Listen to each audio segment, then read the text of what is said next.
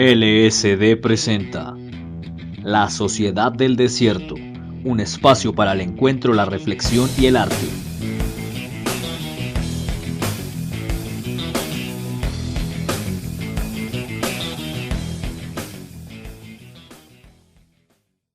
Bueno, bienvenidos a la Sociedad del Desierto, un espacio para el encuentro, la reflexión y el arte. De fondo podemos escuchar If I Had Money. La banda es Blues Light.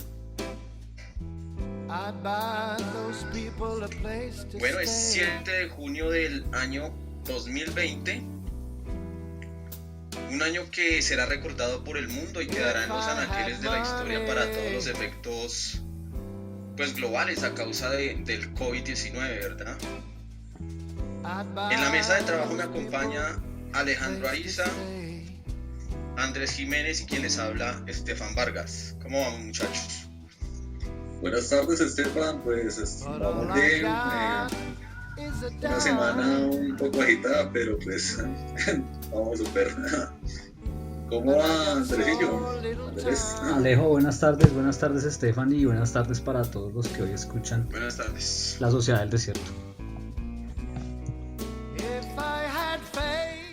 Bueno, en nuestro tema del día hablaremos de la juventud y el arte. Estaremos conversando con nuestros invitados Fabián Roa y Luisa Velandia. En la sección de literatura abordaremos al cuentero caleño Nicolás Buenaventura, y para este mes en el Laboratorio del Cine iniciamos el ciclo de cine brasilero. Y recuerden, el arte es una mentira que nos hace darnos cuenta de la realidad. Pablo Picasso. Bueno, en nuestra sección de actualidad, los hechos más relevantes de la semana en sociedad y política.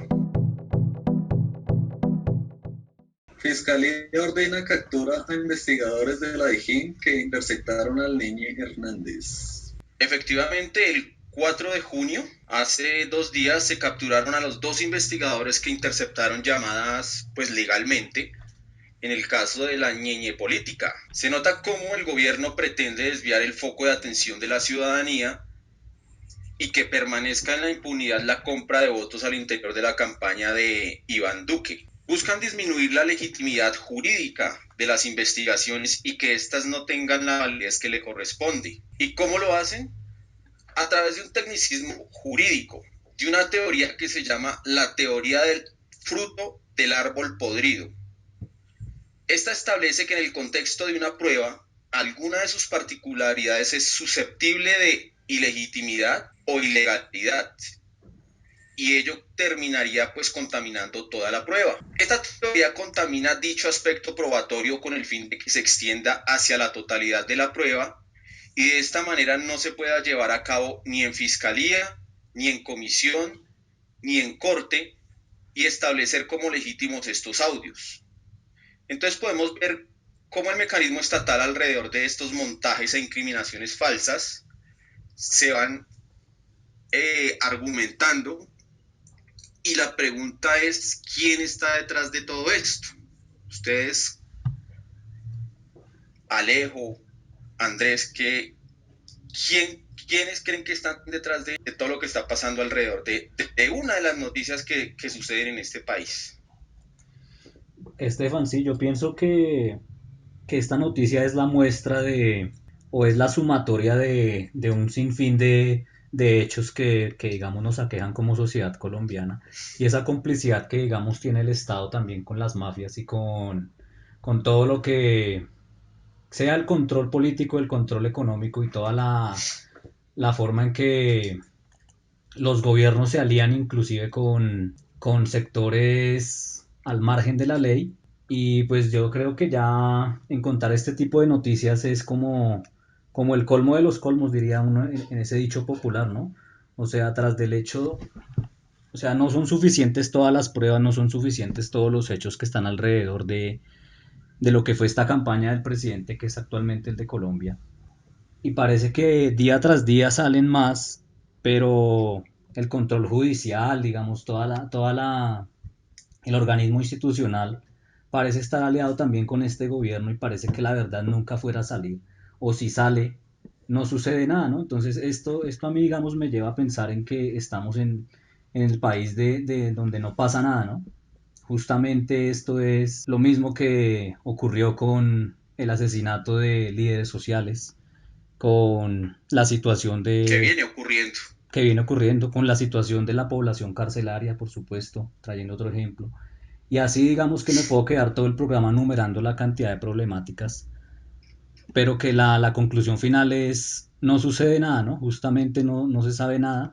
Responsables, yo no sé ahorita, digamos, quiénes, pero sí, digamos, mi incógnita fuerte es, ¿por qué no pasa nada? O sea, esto realmente no va a andar a pesar de que la verdad salga. Claro, igual ahí también vamos viendo a través del Matarife, ¿no? Alejito, ¿tienes algo que decir al respecto? Pues sí, la verdad es que en base en la teoría que usted menciona sobre la manzana podrida, Sí. entonces todo el conjunto de juicios que se realizan en este país vendrían a estar siendo nulos. Y pues de acá se está pegando porque, o por ejemplo, con Andrés Felipe Arias, ahorita pidiendo una reevaluación de su caso en la corte o cosas como esa, las chuzadas. Entonces lo que estamos viendo es un nivel de corrupción impresionante y ya se sabe cómo se mueve esta maquinaria a través del dinero y acá lo puse y no apareció. Lo que Exactamente. estamos viendo con este tipo de pruebas nulas. Sí, señor. La pandemia resucita el plástico de un solo uso. Pues a nivel mundial diferentes países se han puesto de acuerdo para realizar la cantidad o producir la menor cantidad de plásticos posible. En este caso, pues le toca el turno a los plásticos de un solo uso. Justamente la pandemia ha suscitado que se aumente la cantidad de el uso de plásticos de un solo uso que se realizan o que se sacan mediante productos de bioseguridad. Bueno, por ejemplo, solo China vendió alrededor de 4.000 millones de productos de bioseguridad hechos en diferentes materiales, pero principalmente el plástico. Y lo que nos lleva a pensar un poco es que esta cantidad de productos pues terminan en muchas ocasiones contaminando el ambiente y en fuentes hídricas principalmente. Entonces se está realizando una mala disposición final de estos desechos, pues lo que nos lleva a preguntarnos un poco sobre cómo debe ser la disposición final de todos estos productos de bioseguridad, base pues que no afecte el medio ambiente, pero también que sea efectivo para la contención de la pandemia. OMS se disculpa por confusión respecto a la hidroxicloroquina. El director de emergencia sanitaria de la Organización Mundial de la Salud, Mike Wright, pidió disculpas este viernes publicando la confusión que hubo en el Reino Unido sobre la hidrocloroquina, debido a que en diferentes estudios han habido resultados que están muy variables. Primero realizaron unos estudios que dijeron que sí era efectiva y después, por el contrario, no. Entonces ellos están diciendo que no van a realizar más estudios con este medicamento porque principalmente este medicamento funciona es para la malaria y pues que no estaba como tal diseñado para atender la emergencia sanitaria que se está viviendo en el momento. Madres de Soacha renuncian a participar con el Centro Nacional de Memoria Histórica. Por medio de una misiva, la Organización de las Madres de Falsos Positivos de Soacha y Bogotá, conocida como MAFAPO, le envió una carta al director del Centro Nacional de Memoria Histórica, Darío Acevedo, en la que expresa y formaliza su decisión de renunciar a su participación en los proyectos que esta entidad adelante, ya que según ellas no tienen garantías al derecho a la verdad. MAFAPO había aceptado la invitación del Centro Nacional de Memoria Histórica para participar de los programas que se desarrollaban desde al interior de esta institución. La entidad asimismo delegó una funcionaria para que acompañara el trabajo que hacían las madres. Entre ellas se programa la realización de un libro que recogería pues el testimonio de las madres víctimas de personas que fueron presentadas como bajas ilegalmente en combates por agentes del Estado.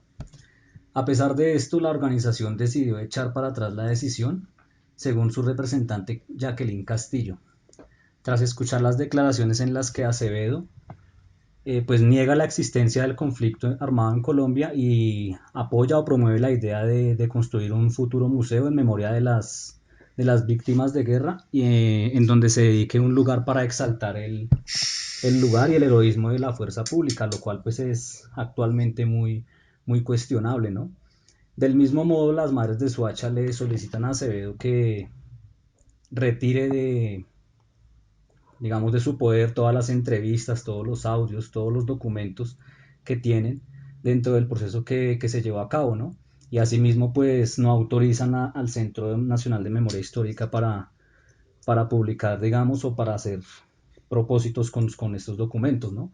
Esto, pues, digamos, me hace pensar a propósito de lo que veníamos hablando de que, pues, no sucede nada en esta sociedad, ¿no? En este país, ¿no? Y vemos cómo la Sí, historia la quieren ahora cambiar, ¿no? ¿Qué piensan, no sé, ustedes en la mesa de esa pretensión de algunos y de algún partido político que no quiero mencionar, de cambiar la historia, ¿no? De querer decir aquí no ocurrió nada y aquí, digamos, se vive algo totalmente distinto a lo que realmente sucedió? Entonces, no sé, compañeros, ustedes qué piensen al respecto. ¿sabe qué veo yo ahí en esa negación que están pretendiendo desde, yo creo que no tanto desde el Centro Nacional de Memoria Histórica, sino más desde el andamiaje que está detrás de ello? Y eso hace parte también de echar al suelo y de echar a la borda lo que es el proceso de paz, negando que en este país no ha habido guerra, muertes, desplazamientos, aliados entre paramilitares, fuerzas militares y gobierno y Estado, ¿sí? Entonces yo veo que ahí, en esa negación, lo que están buscando también es echar por el piso, terminar de echarlo porque ya está bastante arruinado el proceso de paz. Entonces yo veo eso ahí en esa negación. Pues yo por mi parte, pues concuerdo un poco con Esteban, pero entonces yo lo que le agrego es que pues son relativamente unos pocos son los que verdaderamente están como intentando parar todo este proceso precisamente para evitar que toda esta verdad que ocurrió en diferentes zonas del país pues salga a la luz solo por cubrir un nombre, más que todo. Entonces, digamos, el ejército, los paramilitares, la guerrilla hizo o deshizo, independientemente de quién haya sido, este proceso se ha venido frenando solo por eso, por cubrir un nombre. No es de extrañarse que un conjunto en este caso, digamos, las madres de Soacha, un conjunto de personas que concuerden en que todos estos hechos ocurrieron y que no se sientan representados dentro de este proceso, pues sigan y digan que no, que definitivamente ellos no se sienten representados y que salen de esta manera por una tangente para evitar como caer en eso de que la verdad se siga ocultando o se siga cambiando en todos estos 50 años, 60 años que llevamos de guerra. Futuro incierto para los 67 museos públicos y privados de Bogotá. Luego del cierre como consecuencia del confinamiento por la pandemia de COVID-19, la posibilidad para los museos de reactivarse es casi nula. Han pasado más de 70 días desde que los museos cerraron sus puertas. Las obras, colecciones y rarezas que guardan la memoria de la ciudad y el país no han visto la luz y las pérdidas económicas de estos meses y la falta de apoyo gubernamental parecen estar sepultando toda la posibilidad de que vuelvan a abrir, por lo menos en un corto plazo. El panorama en Bogotá no es alentador, aunque se calcula que hay más de 90 museos en el Sistema de Información de Museos Colombianos, solo hay 67 registrados, de los cuales 36 son privados, 30 son públicos y uno mixto. Lo anterior implica que el 50% de los museos bogotanos privados están dependiendo exclusivamente de los recursos propios que han dejado de recibir, los cuales los ponen en un riesgo inminente. Con las puertas cerradas, con los eventos cancelados y las colecciones selladas, los museos bogotanos han desarrollado estrategias para no quedar sepultados por la pandemia. Han adoptado estrategias tales como recorridos virtuales, tiendas en línea y asimismo pues venta de productos como agendas, camisetas y todo tipo de colecciones, ¿no? Asimismo charlas, conferencias en vivo y talleres. Yo pienso que, digamos, esto nos da como la puerta para enmarcar lo que es nuestro tema del día hoy, ¿no? Y ver cómo también el arte se ha visto afectado por estas consecuencias de la pandemia, pero asimismo, como siempre, ha salido avante y ha sabido reaccionar como siempre lo ha hecho ante las situaciones que se le presentan a la humanidad, ¿no? Expresando pues una fiel muestra de lo que sucede en los vínculos humanos, una fiel muestra de lo que es la identidad en los humanos, de lo que es la expresión emocional. Entonces, pues de esta manera yo creo que podemos ir anclándonos a lo que es el tema del día, ¿no? Que nos convoca hoy y es el arte de juventud, pero pues antes de esto yo creo que debemos recorrer como ciertos aspectos históricos, ciertos aspectos teóricos de lo que es el arte, ciertos conceptos y términos necesarios para después ya encauzar nuestra conversación hacia el arte, ya particularmente en la juventud. Y no sé, Estefan, ¿quién más que tú para esto que nos puedas dar un acercamiento y asimismo pues ir hilando la conversación para más adelante presentar a nuestros invitados que nos enriquecerán con sus aportes esta discusión? Sí, bueno, ya que vamos a hablar de arte y el concepto como tal, es decir, refiero la palabra arte, entonces allí podemos hacer la pregunta, ¿qué es arte actualmente y cómo es este concepto ha tenido pues una transición a lo largo de la historia, ¿no? Entonces, por ejemplo, podemos encontrar dentro del concepto como una forma de expresión, como un lenguaje, como un producto que resulta de un proceso estético, por ejemplo, ¿sí? Vemos también que el arte es algo que es inherente únicamente pues al hombre, ¿no? Al hombre y a la mujer, porque pues no vemos elefantes cantando, no vemos jirafas danzando o no vemos tigres pintando dentro de una de las particularidades del arte, ¿sí? Entonces es allí donde yo hago como un análisis alrededor del arte como concepto o las artes, porque no estamos hablando en singular sino en plural, y vemos como también a través de la historia pues este particular tiene una evolución. Entonces, por ejemplo, las culturas grecorromanas veíamos que fueron unas de las primeras culturas que reflexionó alrededor del arte, ¿sí? Y en ese espacio cultural lo veían entonces como una destreza, como una habilidad del ser humano. Y era cualquier actividad que estuviese sujeta a unas reglas, pero también a un perfeccionamiento técnico. Entonces allí habló Platón, habló Aristóteles y hablaron varios filósofos alrededor del arte. ¿Mm? Vemos, por ejemplo, ya en el Renacimiento la mentalidad ya es distinta, la situación social del artista ya cambia. ¿Por qué? Porque las personas, los nobles, los ricos, se empiezan a interesar en el arte, ¿sí?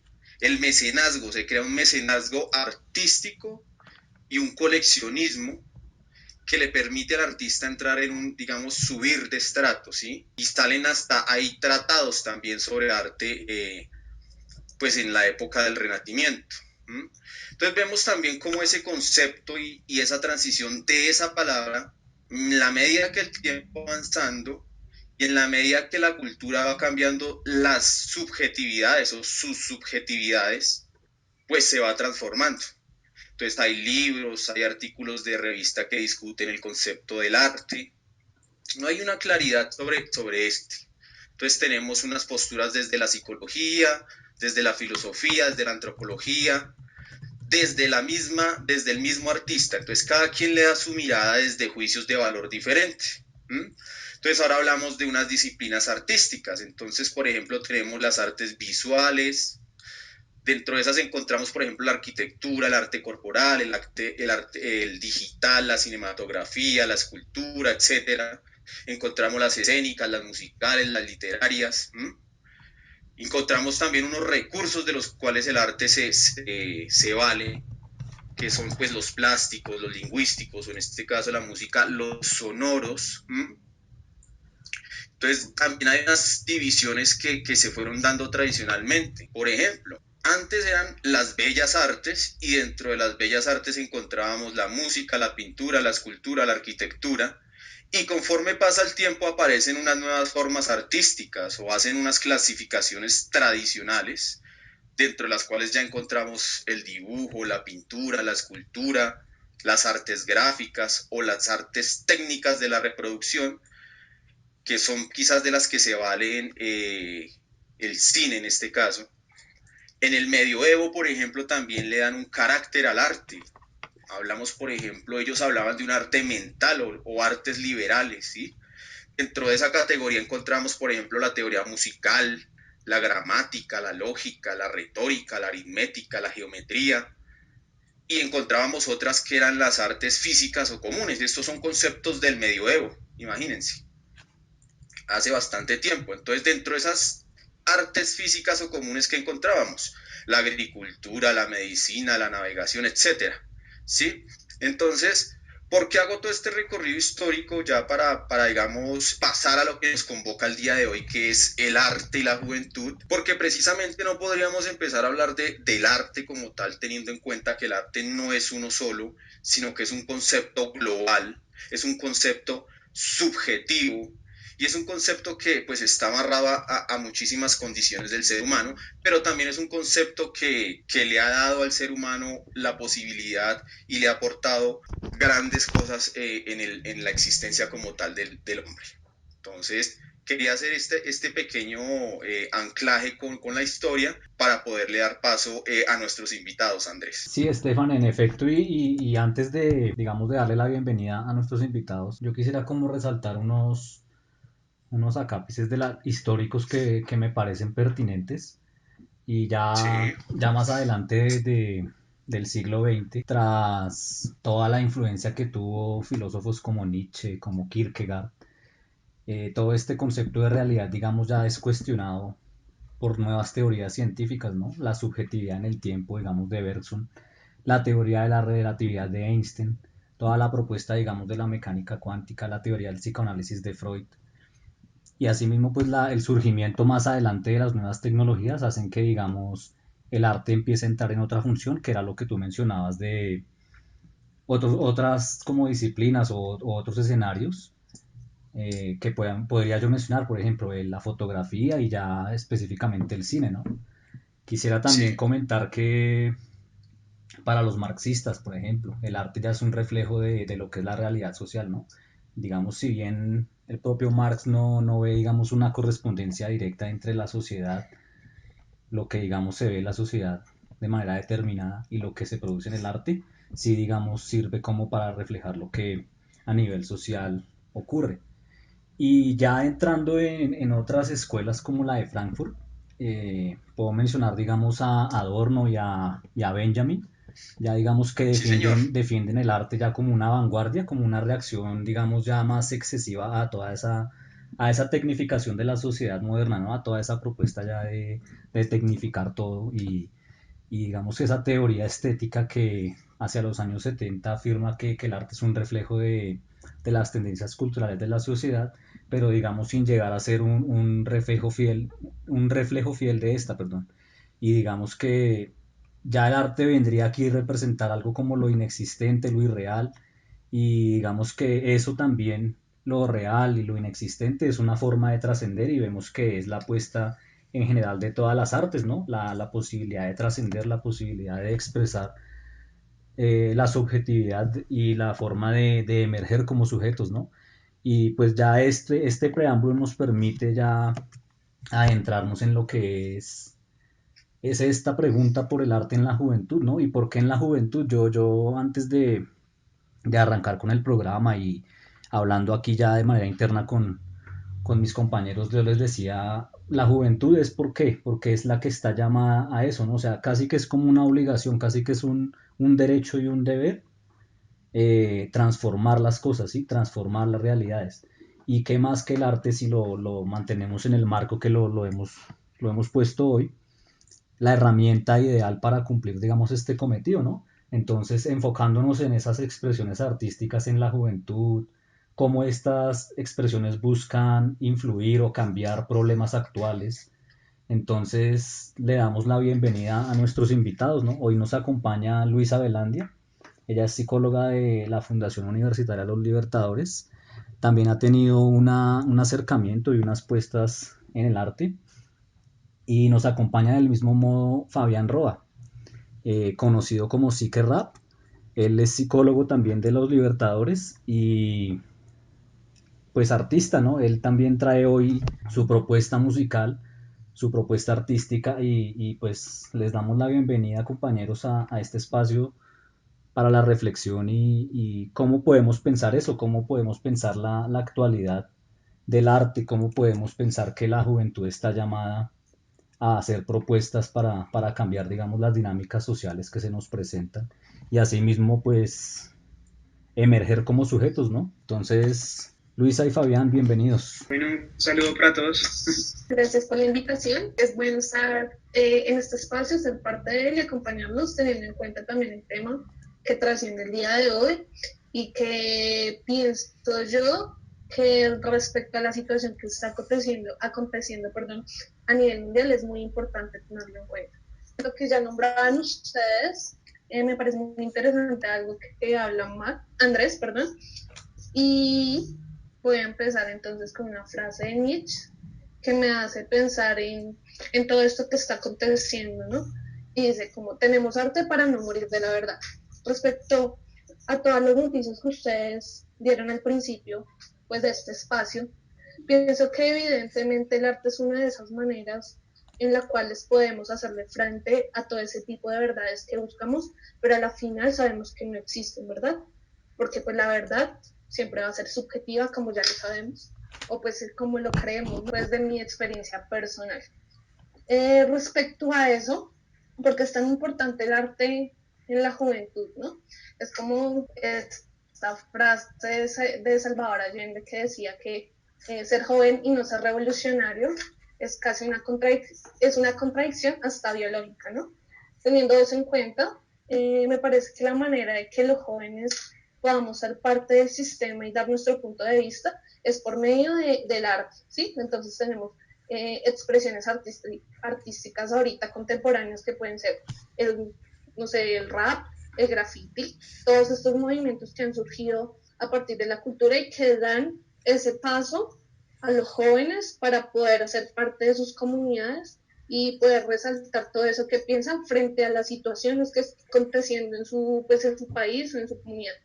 Sé pues que Fabián sabe más del tema, él hace música y sé que he escuchado pues lo que hace y sé que siempre está orientado hacia la revolución y hacia todo eso que pasa y que él lo puede dar un significado respecto a sus vivencias personales. Pues sí, Luisa, tienes mucha razón en lo que estás diciendo. De pronto, para contextualizar un poco, podemos ver primero pues qué es la juventud, y pues es una etapa de la vida que ocurre en el humano desde aproximadamente los 12 años hasta más o menos los 30 años, y justamente en esta etapa es cuando todas estas expresiones se permiten dar mediante el crecimiento, la madurez que adquiere durante todos estos años. Digamos, por ejemplo, pasando en el crecimiento y en el desarrollo que tienen los sujetos en estas etapas, pasan por diferentes experiencias que no tienen otra, digamos, los niños, pues como con tanta vivez. Por ejemplo, la música, pues es mucho más el sentido de la música es mucho más vivo a partir de cierta edad. También, pues, el desarrollo de las técnicas es mucho más factible allí, precisamente porque el sujeto en esa adquiere una habilidad motora mucho más fina. Entonces, cosas como estas ayudan a que el arte se exprese de manera más fuerte en la juventud. Y no solo con lo que acabé de mencionar, sino ya pasa también a un plano en el cual se permite que el sujeto se exprese y exprese lo que siente mediante el arte. Entonces, esto es lo que aviva mucho este sentido o esta expresión que tiene cada individuo en medio de su subjetividad. Además de que esta etapa es como la más productiva para hacer este tipo de cosas. Si bien ya de pronto en otras etapas de la vida se puede dar el arte, pero de pronto ya es como un poco más focalizado. Pues no sé de pronto ustedes qué opinen, nuestros queridos invitados. Bueno, pues sí, yo creo que en la juventud pasa algo muy importante y es que, si Alisa me acoplo también a la frase de Allende, y es que ser joven y no ser revolucionario es una contradicción hasta biológica. Y es que en la juventud pasan muchas cosas y hay también algo que es como la búsqueda de la identidad. Esa identidad que me permite, digamos, identificarme, valga la redundancia, con algo, y que asimismo esa identificación me diferencia de los demás. Entonces, ¿por qué el joven también es así como tan contestatario? Yo pienso que es porque, bueno, en este desarrollo de la búsqueda de identidad, digamos que también se topa con muchas cosas de su realidad, ¿sí? Entonces, aterricémoslo al contexto colombiano. Digamos, aquí, hace unos años, no sé ahorita la verdad cómo sea en mis tiempos, la búsqueda de identidad era, o sea, un montón de culturas que uno encontraba. Entonces estaba el chico que se peinaba de lado y se hacía como el peinado Pikachu, estaba el que se buscaba Sí. identidad lado de ser hip hop, estaba el que se buscaba, o sea, sí, muchas Hasta identidades. los hemos. Exacto, Sí, para todos los gustos ahí. Sí, sí, sí. pero así al mismo tiempo cuando se iban acoplándose a ese tipo de culturas, pues iban chocando también con una realidad. Entonces uno Sí. podría ver en los emos como esa expresión de esa realidad de que pues esto es frío, este mundo es cruel, es oscuro, ¿sí? En otras culturas uno podría ver, pues en el hip hop, por ejemplo, que es donde me muevo, entonces no estoy de acuerdo con tal cosa, ¿sí? Y se empiezan a dar ese tipo de expresiones en esa juventud. Entonces, ese tipo de expresiones, ¿cómo se expresan? Pues creo que una de las maneras es el arte, ¿sí? Y entonces es allí en donde se empieza la figura, el dibujo, como una manera de poder canalizar toda esa energía que produce el arte en la persona. En parte como esa esencia que caracteriza al individuo, ¿cierto? Sí, como esa identidad de él mismo. Bueno, respecto a lo que dice Fabián y aterrizando un poco el tema hacia nosotros los que nos hemos pues guiado por todas estas teorías de psicoanálisis, pues también sería bueno pues resaltar que el arte es una de esas maneras en las cuales nombraba Freud que se da más el ejercicio de sublimación, ¿no? Entonces tenemos, pues a mi parecer, que está en todo lo cierto. Es la forma para mí más fácil, entre comillas, en hacer catarsis y más cuando te enfrentas a esa realidad, a ese mundo del cual cuando uno se da cuenta que definitivamente por ningún lado puede ser parte de esa realidad como joven, porque sabemos que al ser jóvenes son pocos quienes toman en cuenta lo que opinamos y en cómo vemos tal realidad en la cual estamos inmersos, como lo decía al principio, ¿no? Respecto a lo que dice Fabián, digamos el desarrollo de la identidad, ¿no? Entonces vemos cómo los jóvenes empiezan a buscar de grupo en grupo en cuál se pueden, pues, llevar mejor, de cuál pueden ser parte y cuál está más relacionado con esa forma de ver el mundo como sujetos, ¿no? Entonces encontramos, pues, todo este tipo de alternativas, pues, que dan la posibilidad de hacer arte, ¿no? Para mí el arte es todo eso que se hace con las manos, o sea, es todo eso de cual puedes expresar tus ideas, es subjetivo, porque para mí lo que es bonito para otra persona puede ser algo para nada estético, entonces pues también da la oportunidad de que veamos la realidad de otras maneras. Eso es lo que me parece más importante de darle cabida al arte en nuestras vidas, como jóvenes y adultos. Luisa, tú tienes como una fascinación por el graffiti. Por ejemplo, tú cuando estás haciendo un graffiti, ¿qué se te viene a la cabeza o qué sientes cuando estás haciendo esta expresión artística? En realidad siempre he pensado que graffiti es como de esa manera, como se los decía anteriormente, de ser parte de un sistema en el cual puedes decir, hey, aquí estoy, aquí me quedo y esta es la forma en la que voy a demostrar que soy parte de este sistema, hacia el sistema se, como ya lo vemos, esté todo contaminado por la corrupción y por esas personas pues que solo piensan en hacer el daño a los demás, ¿no? ¿cómo lo diría? Pues para mí el grafiti es la válvula de escape en una realidad en la cual a veces me hace sentir como minúscula, ¿no? Y creo que muchos de jóvenes nos sentimos así en algún momento. También diría que por medio del arte también podemos ver diferentes realidades y digamos ahí es cuando para mí es muy importante el cine, por ejemplo, porque yo conozco mi realidad, conozco la de mis pares, conozco la realidad de mi familia y con los que estudio en la universidad, pero de resto no sé cómo es la realidad de otros que están en otros países, que están viendo la vida de otra manera. El cine es la ventana para abrir también el foco en cuanto a las diferentes percepciones. Vemos aquí unas opiniones desde las miradas psicológicas, ¿sí? En este caso, digamos, Luisa nos trae a Freud, si no me equivoco, y si me estoy equivocando, pues me corregirán, pero con respecto al arte, creo que una de las personas y de las corrientes dentro del espectro de la psicología que más abordó el tema del arte pues, ha sido el psicoanálisis o en su momento Freud, ¿no? Entonces es una mirada que podemos ver allí alrededor de este concepto desde la psicología. Fabián, no sé tú cómo desde ese anclaje que has hecho iniciando desde el rap, como venías contando, que fue digamos que un antes y anclándolo después con la psicología, ¿cómo hiciste esa fusión ahí? ¿Cómo empezó esa necesidad, esa locura por que tenemos digamos que, todos como artistas de anclar allí lo que sentimos? Como bien decía, con la música yo inicié hace ya aproximadamente 9 años y nada, pues en el colegio, digamos, me gustaba leer bastante y creo que lo que decía Luis ahorita es cierto, o sea, uno conociendo otros puntos de vista, pues amplía su percepción de la realidad, ¿no?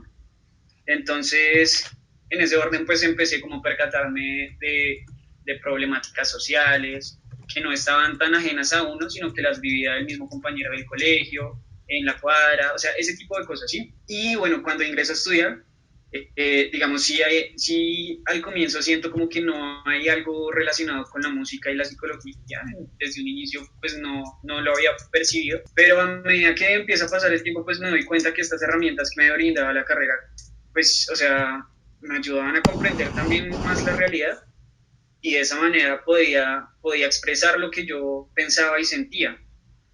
Entonces, la fusión con el arte y la psicología yo creo que se da en eso, en la comprensión de la realidad, en la expresión y denuncia de la misma. Y creo que esa es la unión que se da entre esas dos cosas ahí. Sí, bueno, y yo creo que para poner en contexto las palabras que Fabián, digamos, nos manifiesta y que nosotros podemos replicar, yo creo que es momento de escuchar justamente una de las canciones que hizo parte del último CD que sacó, que tuvo como nombre Evolución Expansión. Entonces, para este momento yo quisiera que escucháramos Epifanías, ¿no? A ver qué encontramos alrededor de esta letra y de lo que hemos venido hablando de esta arte de este arte como identidad y no sé, más adelante retomar la conversación alrededor del trabajo musical como tal de Fabián, de su experiencia en la música, de su recorrido, de dónde se ha presentado, pero entonces vámonos con Epifanías y continuamos. Ajá. Sí que rap. Sí que rap. Estas son mis epifanías. Estas son mis epifanías. Yeah. Así es. Así es. Después de reflexionar, he decidido escribir un poco de lo que en mi interior suelo vivir. Voy a mantenerme en calma y recitar con mi diafragma aquello que hace mucho tiempo contenía en el alma. Primero, quiero disculparme ante conocidos y amigos por las palabras que emergen cuando la ira está conmigo. Le pido disculpas también a mi almohada por esas lágrimas que por obras mágicas ahora son rimas en páginas. Tuve momentos de nostalgia y de placer. Cierro los ojos y recuerdo cosas del ayer, como que muchas veces jugué con la hipocresía cuando mi alma lloraba y mi rostro sonreía. Muchos sentimientos salieron a flote cuando vi que nadie me brindó la mano cuando me caí. Leí a Kafka y a Vicky Pound y entendí en un segundo que tú siempre andas solo, pues solo viniste al mundo.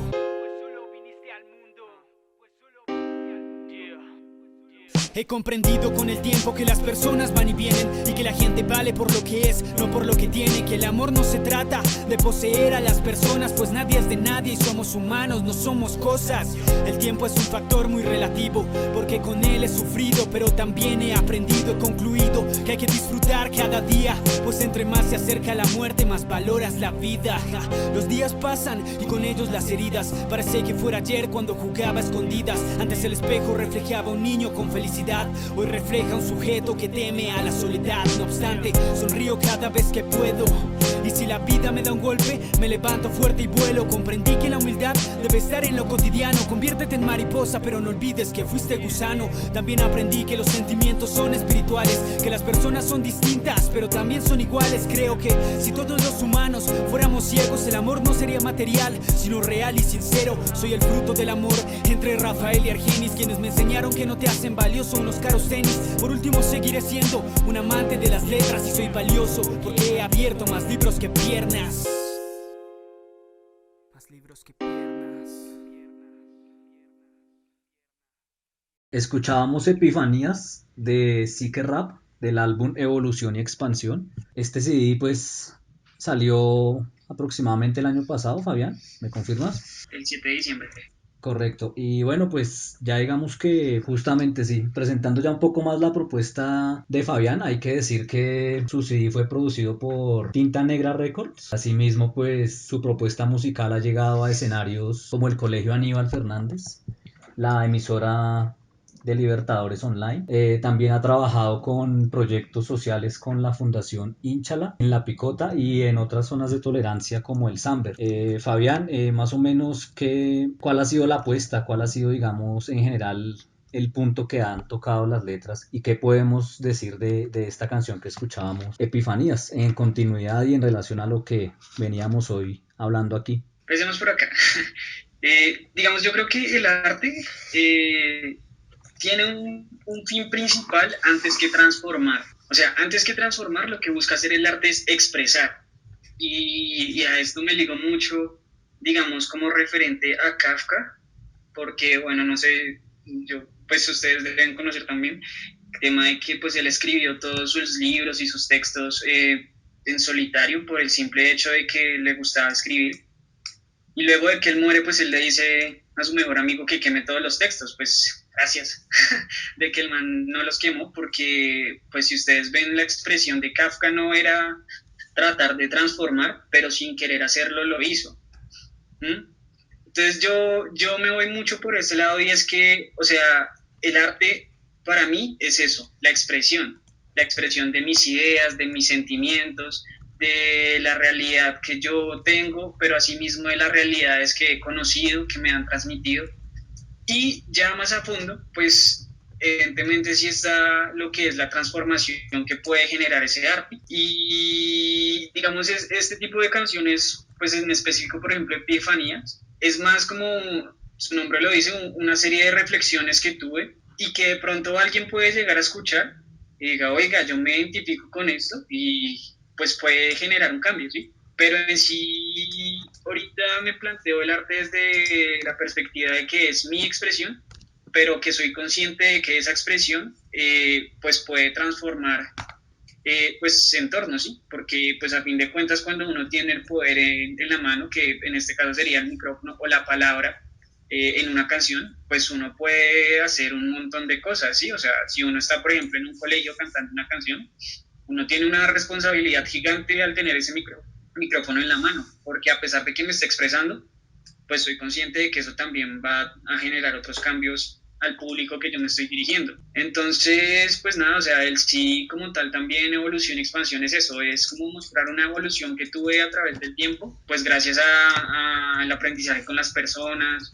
con profesores, con compañeros, y mostrar esa evolución al mismo tiempo que expandirme, sí, entre las personas. Entonces, esa es como la idea del sí, y más o menos el foco que le he puesto al rap desde ahora, que es como les decía, mostrar mi realidad, mostrar lo que he conocido, lo que me transmiten otras personas, pero al mismo tiempo generar o tratar de generar esos cambios a nivel individual. Una pregunta para Fabián y también para Luisa. Situemos las palabras existencia y vida y las diferenciamos de la siguiente manera. La vida es todo ese componente biológico, todo ese componente, digamos, orgánico, todo lo que podemos decir, esto es vida a partir de mis órganos vitales, mi corazón, mis sistemas, cómo funciono, esto sería la vida.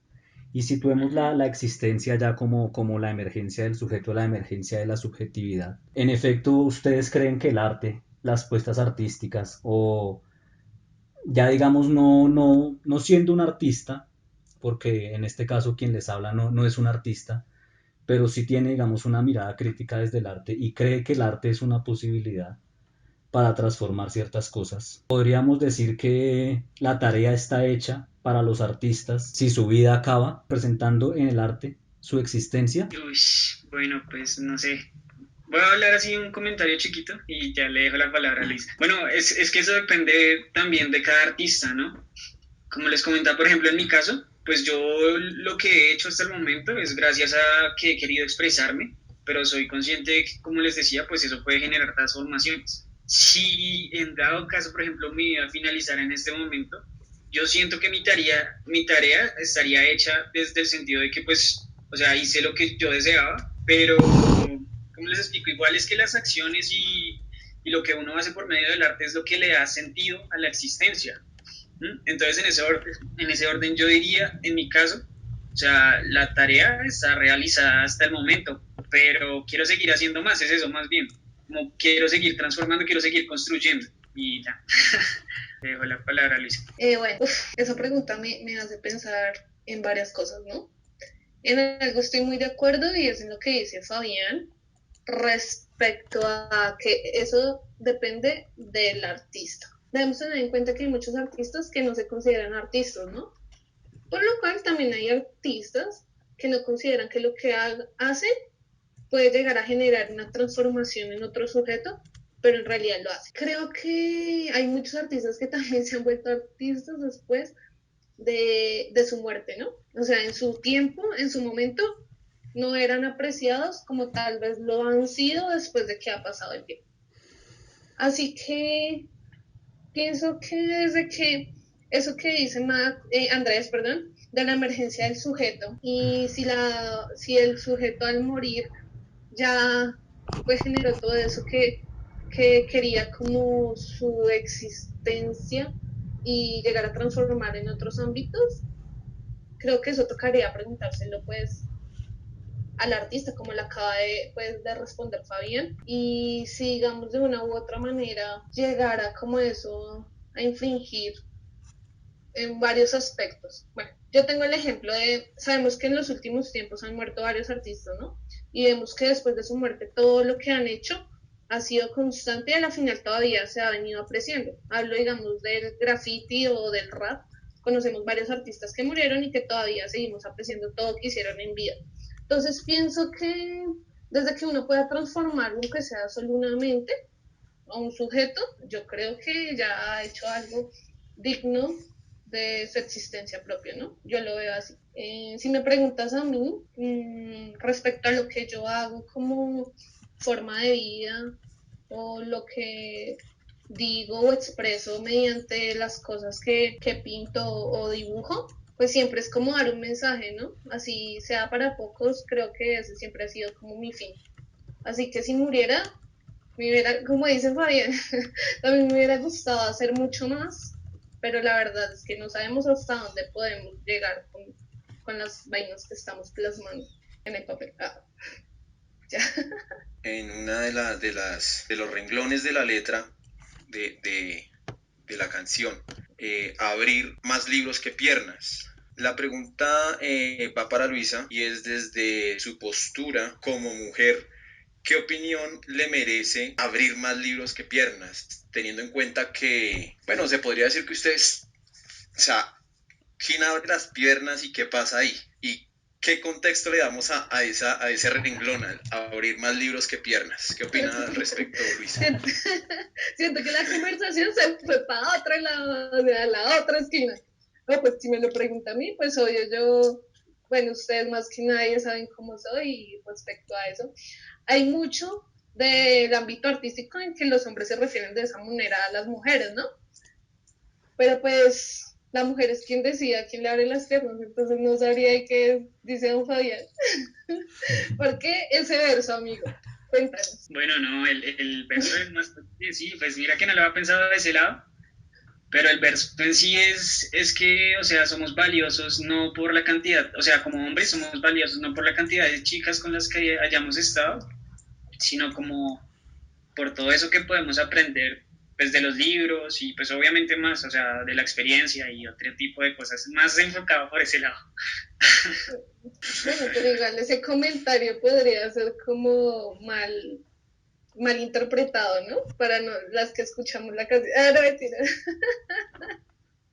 No, mentiras, molestan. Pero yo Pero, entiendo, digamos, bueno, volviendo a la subjetividad y lo que menciona, y lo estamos viendo en este momento en el discurso de lo que nos cuenta Fabián, de lo que nos cuenta Luisa, y es que Luisa dice, yo lo podría entender, la gente lo podría entender así, y Fabián también nos dice, no, es que mire esto. Yo me anclo a la idea de que ese abrir más libros que piernas es la posibilidad de que el aspecto intelectual en el ser humano pase por encima de el deseo, se podría decir, ya sea de parte de la mujer hacia el hombre o de uno como hombre hacia la mujer, ¿sí? Yo lo veo más esa es mi subjetividad, ese es mi punto de vista acerca de ese reglón de abrir más libros que piernas. Por ello le pregunté primero a Luisa, ¿sí? Quería pues saber que obviamente a veces como hombres también tenemos una concepción culturalmente arraigada, machista, que, que parece ser que nosotros somos los que mandamos allí en ese acto sexual, bueno, pero resulta que las mujeres también tienen un poder allí, y no solamente un poder desde el acto sexual, sino también desde el acto intelectual, ¿no? Que muchas veces y personalmente pesa más el acto intelectual.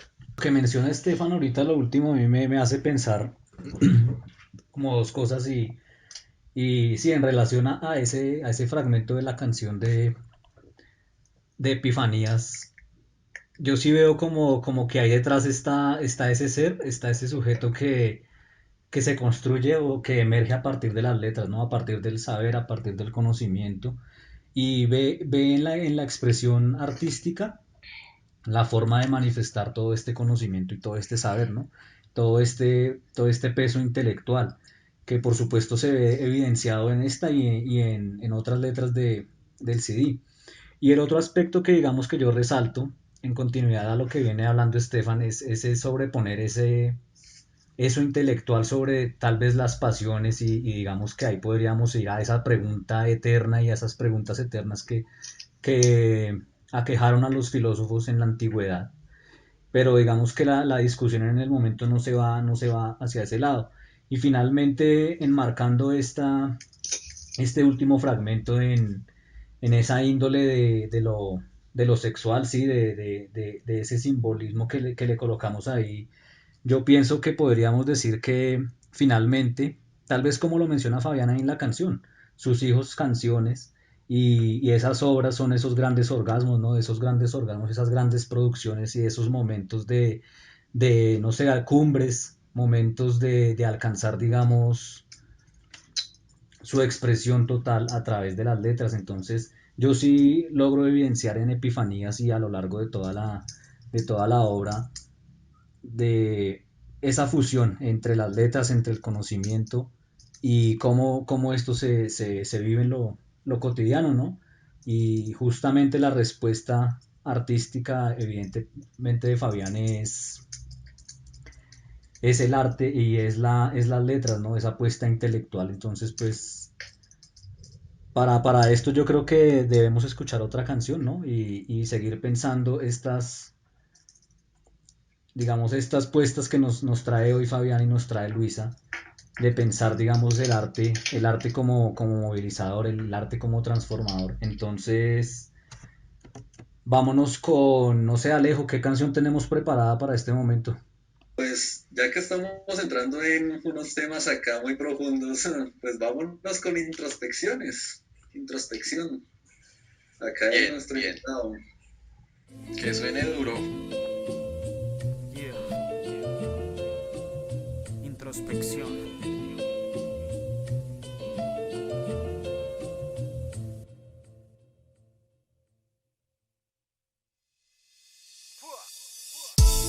Para todos aquellos interesados en despertar su conciencia, porque la realidad es que no hemos podido disolver nuestros defectos ni despertado nuestra conciencia.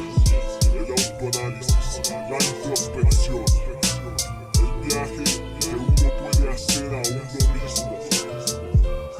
Hoy me confieso por medio de este monólogo, porque dicen que estoy loco por ser un poeta y un psicólogo. Pues sí lo acepto, ya no creo en Dios ni en los curas, y me declaro un loco que está en la completa cordura. La lectura me llevó a hacer una leve introspección, y al autoevaluarme me observé sentado en mi habitación, analizando como desde afuera como un bicho me miraban y me hacían sentir como en la metamorfosis de Kafka. Pero mira, mientras unos desde afuera observaban, yo por dentro distintas conclusiones emanaba. ¿Cómo es posible que me juzguen porque no hago lo que quieran? Pues si me tratan como bestia me comportaré como una fiera. Espera, no creas que soy un hombre con odio en su interior, solo soy un insurgente al que la sociedad tiene pavor. Porque no me callo, y si me callo será porque quedé mudo, pero seguiré haciendo rap con un lápiz en mi puño. Y no me digan rapero, mejor dime escritor, pues no me esmero por mi voz sino por propagar amor. Porque aunque no tengo un estilo ni tampoco una voz gruesa, tengo letras que desquician y en literatura pesan, sí. Porque muchos me dijeron que no siguiera con esto,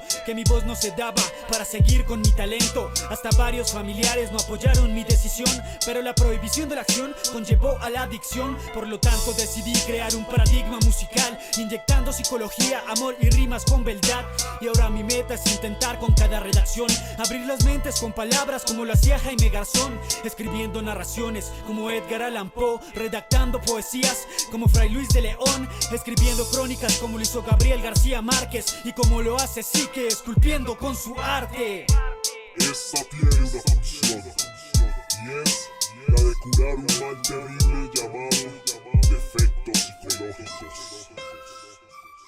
El rap abrió sus piernas y sin duda forniqué. Después de noches de pasión, yo de él me enamoré. Pasó el tiempo y después de tener bellas relaciones, empecé a tener mis hijos llamados canciones. Se destaca en el campo de la ciencia, de la psicología, del arte y también de la conciencia. El rap es para todos, pero son pocos los que lo entienden. Así que si escuchas rap, considérate inteligente, obviamente. Hay que intentar progresar. Un libro abierto son dos alas que te ayudan a volar. Comprendí que no sirve orar a un niño en un establo. Lo que he hecho es por mí mismo, a Dios yo lo mandé al diablo. Exacto, no creo en él, pero no soy ateo. Creo en la ciencia, en la humanidad y también en el amor. Y mientras escribo y leo, me di cuenta en un parpadeo que Dios no puede cambiar el mundo, lo cambiaremos tú y yo. Ayudando entre hermanos cambiaremos el destino. Si ves a un necesitado, piensa siempre en ayudar, pero recuerda lo que dice aquel proverbio chino: no le des pescado, hermano, enséñale a pescar. En fin, lo dijo Lennon, lo dijo Cancerbero y lo digo yo. Hermanos, todo lo que necesitamos es amor. Y si por algún motivo nadie me llega a amar, escribiré como Gabo un libro de 100 años de soledad.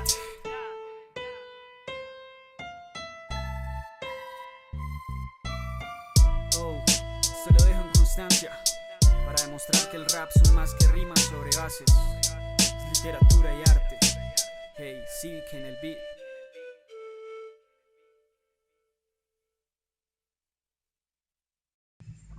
Letras que en literatura pesan, nos decía Fabián en esta canción, y de esta manera pues damos paso a nuestra sección de literatura.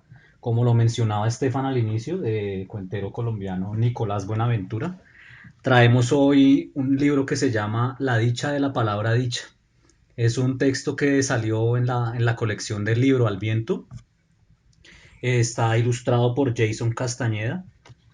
Y bueno, pues es como la recopilación de varios cuentos. Entre ellos, pues digamos, lo dividen como en distintos temas, ¿sí? O como distintas temáticas. Entre ellos, pues están, digamos, relatos que hablan de la historia de la creación, de cómo nos hacemos humanos. También para saber de dónde se viene, de dónde venimos, con quiénes convivimos, con quiénes compartimos la vida. Hay otra sección del libro ya que está dedicada como a las mujeres, ¿sí?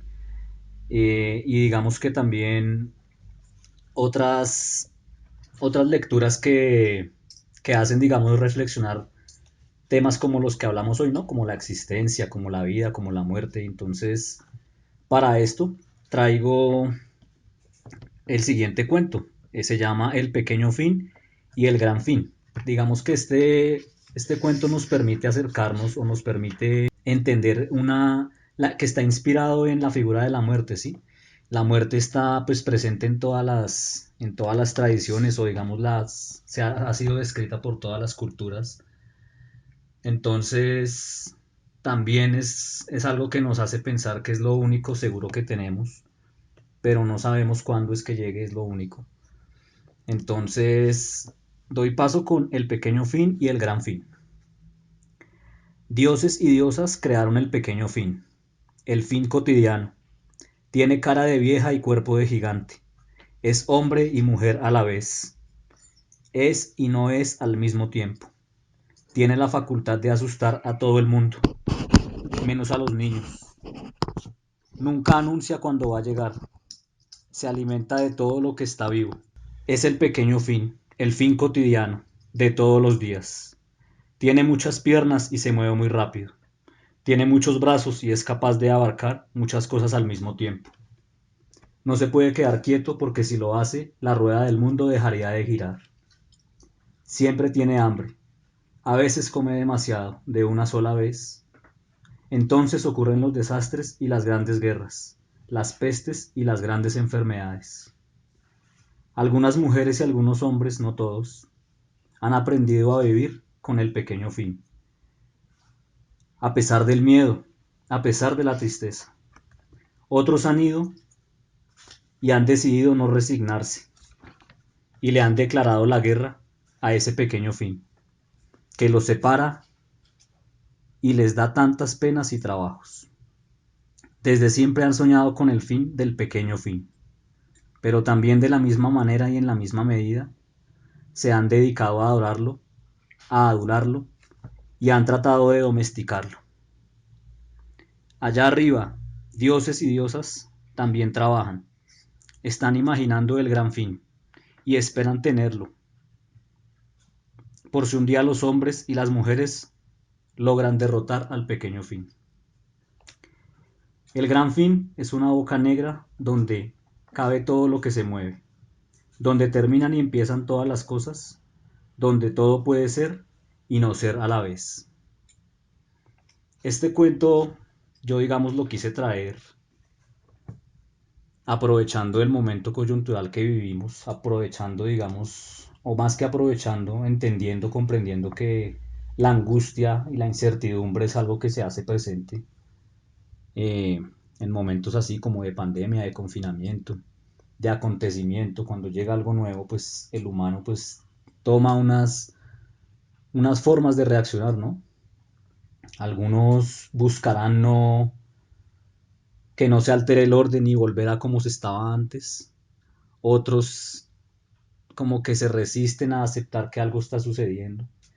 Y otros tal vez como quien les habla y como quienes les hablaron en este programa intentan estar fieles a una apuesta distinta, ¿no? A una apuesta de transformación.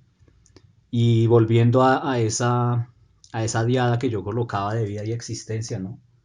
Darnos por bien servidos cuando nuestra existencia ha emergido, cuando nuestra existencia se ha dado, y entender que la muerte es un fin también y que es necesario, ¿no? Comprender también que no somos eternos y que tal vez eso ayude a aliviar un poco la angustia y la incertidumbre ante hechos que pues se nos presentan, ¿no? Como el que estamos viviendo. Entonces, de esta manera quise abordar hoy el espacio de literatura en la sociedad del desierto y no sé, pues le traslado la palabra a la mesa para algunas impresiones si alguien las quiere hacer. Yo quisiera opinar ahí Claro, Fabián, adelante. un pequeño comentario. Listo. Pues bueno, o sea, con respecto a lo que dice Andrés, pues me hizo recordar el libro de Saramago, el de las intermitencias de la muerte. Y digamos, o sea, es bien interesante porque, sí, lo que dice Andrés es muy cierto, o sea, no se concibe la muerte como algo necesario. Y por ejemplo, es con este tipo de literatura que uno, pues, se cuestiona ese tipo de cosas, ¿no? O sea, ¿qué pasaría si, por ejemplo, no sé, un día dejara de morir la gente? O sea, eso no solo tiene unas implicaciones en la existencia de las personas, sino también en todo el sistema en donde habitamos. O sea, digamos en el libro Saramago nos muestra es como que se colapsan los hospitales porque la gente queda pues prácticamente en estado vegetativo, pero pues ya no pueden seguir viviendo, o sea, están, es como conectados.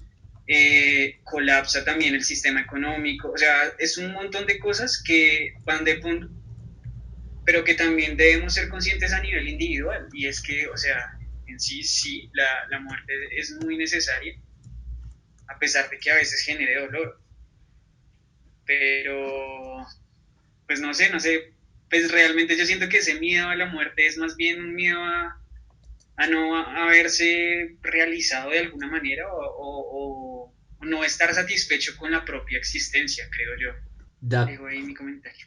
de acuerdo, Fabián, yo digamos que me uno, digamos, a esa propuesta y bueno, pues dejamos aquí a la suerte, ¿no? Y más que a la suerte, dejamos a la decisión de cada uno si somos determinantes de nuestro destino o nuestro destino nos determina, ¿no? Y elegir, digamos, qué es lo mejor para emerger como sujetos. Y ya pues de esta manera damos como paso a nuestra siguiente sección y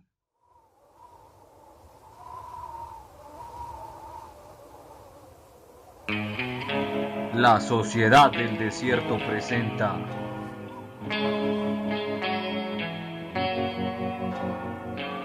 el Laboratorio del Cine. Bueno, buenas tardes a todos. Al laboratorio, bienvenidos al Laboratorio del Cine. Estamos empezando este mes de junio con el ciclo de cine brasilero. Entonces, para el día de hoy traemos Cidade de Deus o Ciudad de Dios para España, México, etcétera, o City of Good, el título internacional para Estados Unidos y para los que hablan inglés. Bueno, tenemos dentro de la dirección de Ciudad de Dios a Katia Lund, pues educada en Sao Paulo una parte, ella nace en el 66, directora, guionista, y otra parte también educada en Estados Unidos. En esa dirección la acompaña Fernando Meirelles, nacido en el 1955, educado en la Universidad de Sao Paulo, Brasil. Él fue arquitecto, en su momento se fue desarrollando como arquitecto, pero pues ya en ese mismo camino como que se le torció el camino, podríamos decirlo, y se dedicó a la cinematografía, ¿sí? Al terminar de leer la novela Cidade de Deus, de Paulo Lins, porque es una adaptación que se hace de esta novela, de este escritor brasilero, quien pues digamos que salta a la fama en el año 1997 y que aborda todo lo que tiene que ver con la vida de las personas pues en las favelas en Río de Janeiro, ¿sí? El estreno de la cinta como tal se da en el año 2002, pues la película toma fama rápidamente y es enviada este mismo año al Festival de Cannes y posteriormente a los Oscar, donde recibe unas nominaciones en el área de edición, en fotografía, mejor guión, adaptado, precisamente porque viene pues adaptado de un libro, y por dirección. El guión es de Braulio Mantovani, la fotografía está a cargo de César Charlón, es un director uruguayo nacido en 1950.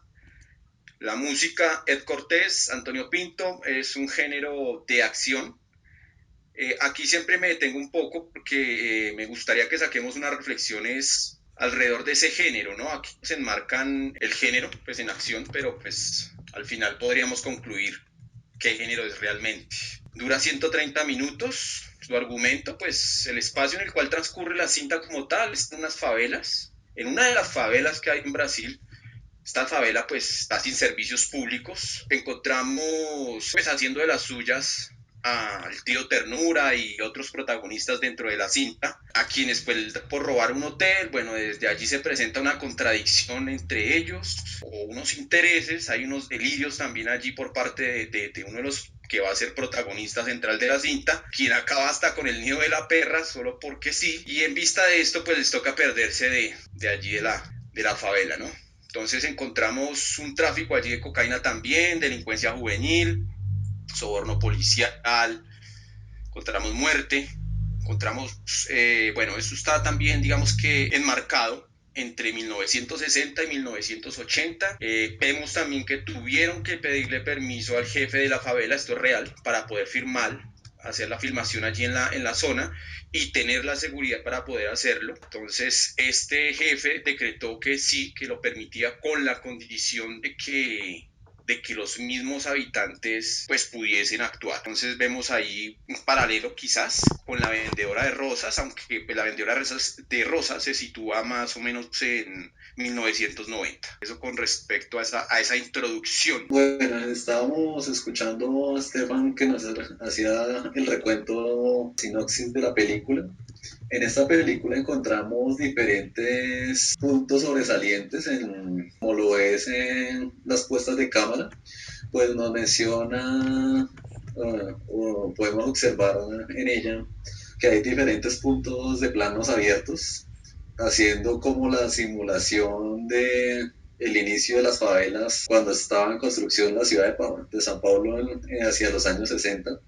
También encontramos que, como ya lo mencionaba Stefan, tiene un magnífico guión, tiene una buena explicación a nivel argumentativo de la trama, y esto lo podemos ver desde el inicio cuando empieza a narrar el personaje y cómo comienza esta narración desde los años 60 hasta el punto en que inicia la película. Por otro lado, también podemos observar que tiene un sonido bastante bueno, bastante limpio. El sonido que estamos manejando, que estamos observando en la película es bastante limpio, el audio es claro, se entienden todos los diálogos que mencionan los personajes. Además de eso, también observamos que hay unas canciones de bossa nova allí que le dan como ese toque muy brasilero, muy del cotidiano brasilero, dándole ese resalte allí de donde fue producida la película. No sé de pronto, Estefan o Andrés, si tienen alguna otra observación. Pues al respecto me gustaría que ya le vamos a dar en este caso la palabra a Luisa, que precisamente también nos acompaña en este espacio del laboratorio del cine. La invitación también se la hicimos porque sabemos que es bastante aficionada a este arte, a este séptimo arte que llaman. Entonces, nos gustaría también tener sus análisis y observaciones alrededor de Ciudad de Dios. Bueno, gracias, señor Estefan. Bueno, la primera recomendación que haría respecto a esta película es verla en el idioma original. O sea, verla así es espectacular y igualmente como que le da como toda esa como energía, no, así, como todo ese contexto hacia pues Brasil y obviamente se disfruta mucho más. Bueno, respecto a la película, lo que yo puedo decir, como además de lo que ya han nombrado, que la fotografía es muy buena, en realidad la producción es excelente, es una de mis películas favoritas de Brasil.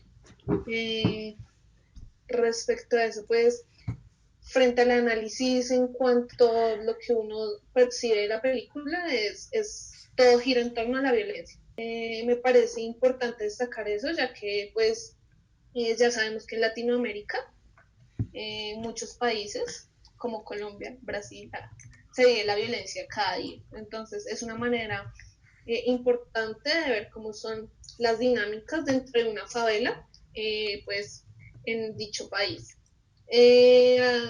Respecto a eso, pues bueno, cómo se va dando todo el papel de los personajes y de la película en sí, pienso que algo que me hizo, digamos, destacar varias ideas es como el protagonista sale pues, de ese ambiente en el cual vive, en el que ha crecido, de una u otra manera se enfoca en otras acciones, en este caso la fotografía, ¿no?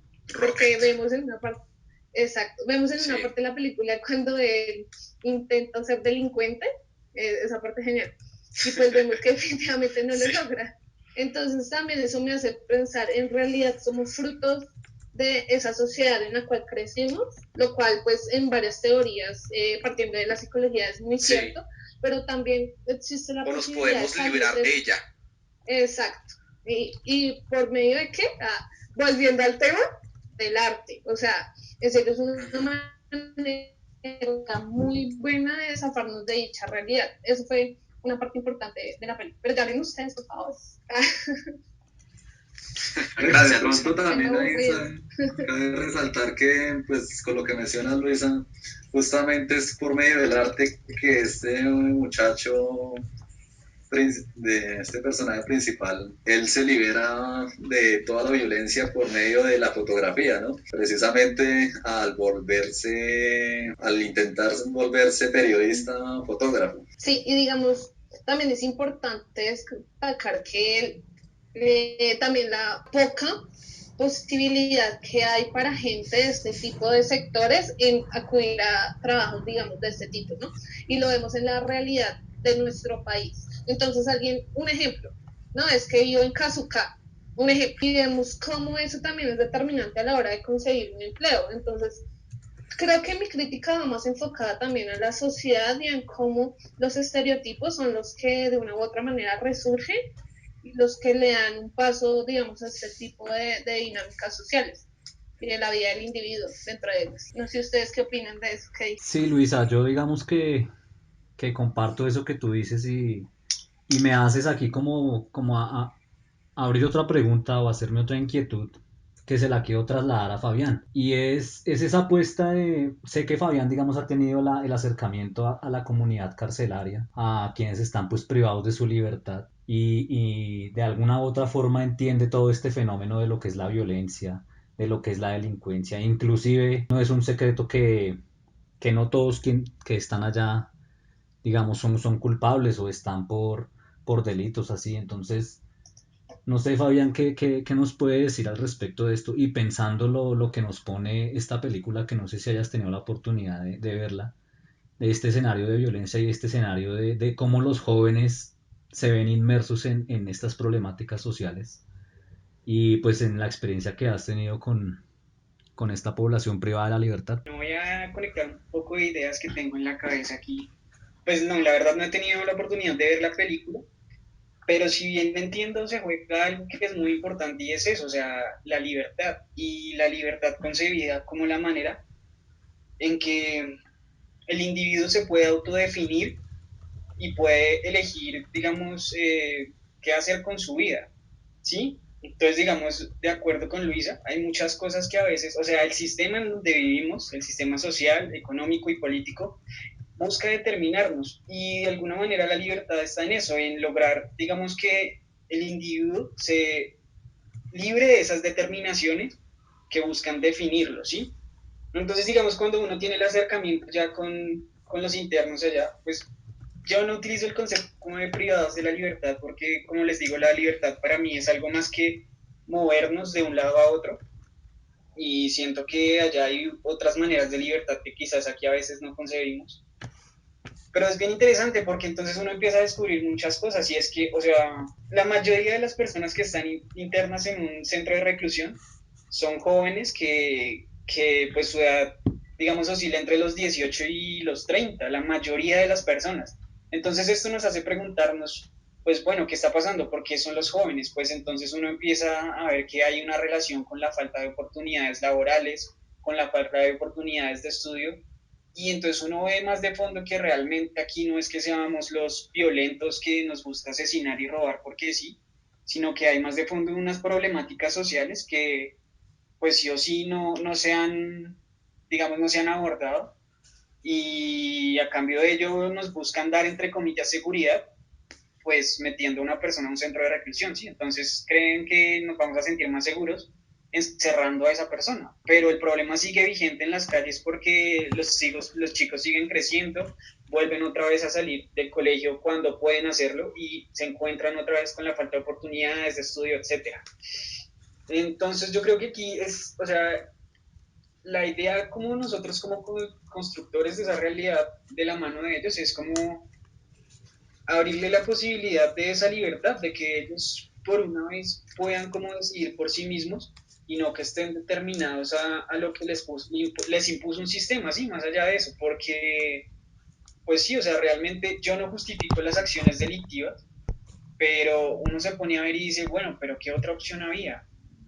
Y es que es muy difícil cuando el sistema limita toda esa libertad y es básicamente como si te determinara así, entonces naciste en este lugar, entonces no vas a poder estudiar, te va a tocar hacer esto, y se vuelve casi una determinación.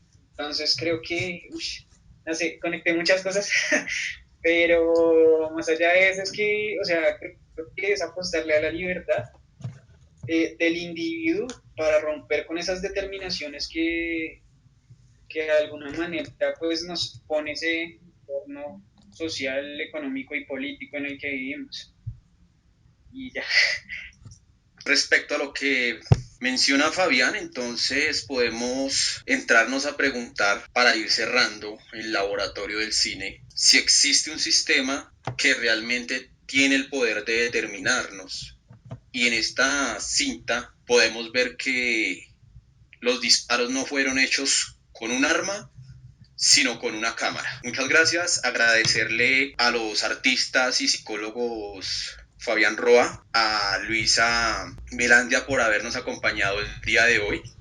Doy paso a nuestra sección de recomendados. Muchas gracias. Para nuestra sección hoy de recomendados tenemos dos eventos en primera instancia. El primero es el 9 de junio.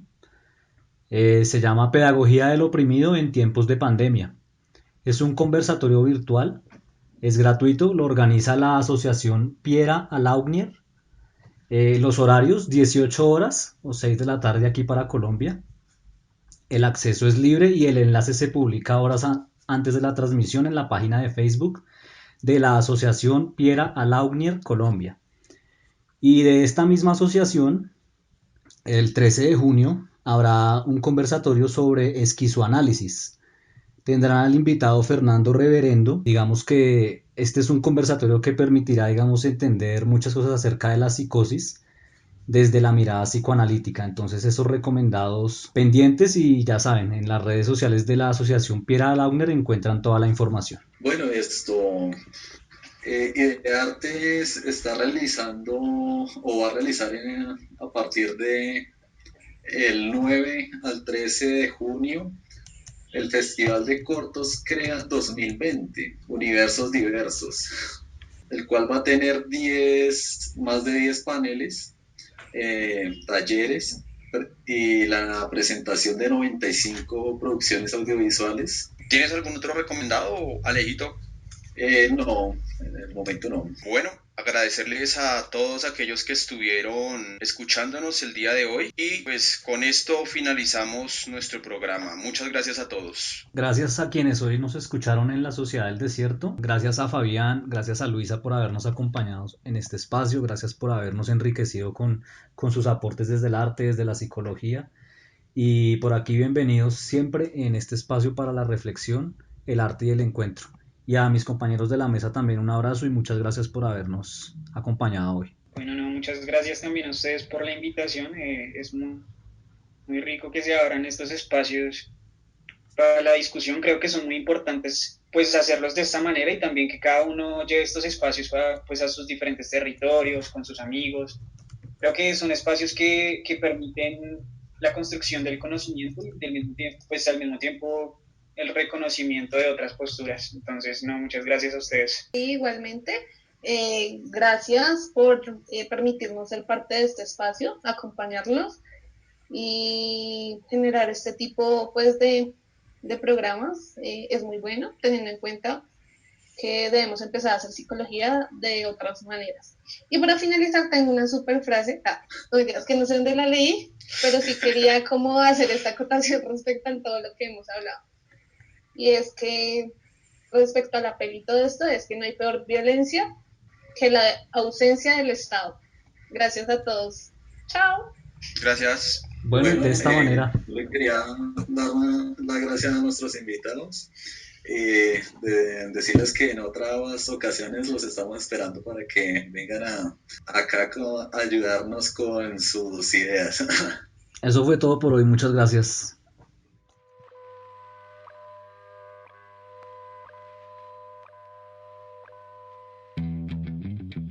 LSD presentó La Sociedad del Desierto, un espacio para el encuentro, la reflexión y el arte.